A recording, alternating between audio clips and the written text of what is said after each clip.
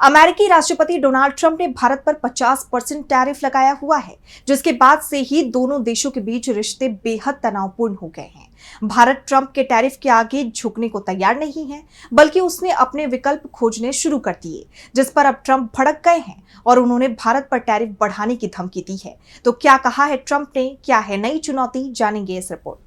अमेरिकी राष्ट्रपति Donald Trump के टैरिफ ने पूरी दुनिया में खलबली मचाई हुई है।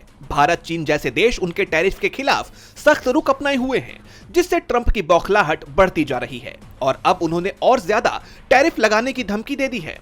पोलैंड के पत्रकार को ओवल हाउस में जवाब देते हुए ट्रंप ने कहा, हम आगे भी दूसरे और तीसरे राउंड के प्रतिबंध लगाने के लिए तैयार हैं, अगर भारत रूस से तेल लेना नहीं छोड़ता है। दरअसल उनसे सवाल भारत को लेकर नहीं पूछा गया था, बल्कि रूस के राष्ट्रपति को लेकर पूछा गया था कि वो पुतिन पर कोई एक्शन क्यों नहीं लेते, जिस पर उनकी झल्लाहट साफ दिखाई दी। ट्रंप ने तीखे स्वर में कहा कि आपको कैसे लगता है कि हम कोई एक्शन नहीं ले रहे हैं। इसके बाद खुद ही उन्होंने भारत पर और ज्यादा टैरिफ लगाने की बात कही।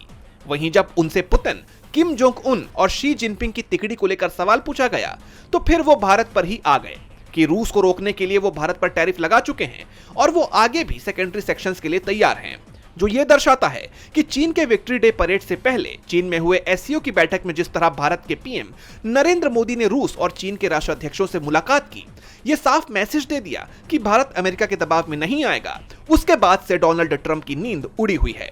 उनका हर दाव उल्टा पड़ता देख अब वो भारत पर और कड़े टैरिफ लगाने की चेतावनी दे रहे हैं। गौर करने वाली बात यह है कि ट्रंप ने पहले ही भारत पर 25% का रेसिप्रोकल टैरिफ और एडिशनल 25% का टैरिफ लगाया हुआ है। अब ऐसे में ट्रंप के टैरिफ पर भारत अमेरिका के बीच बढ़ा तनाव अब और बढ़ सकता है।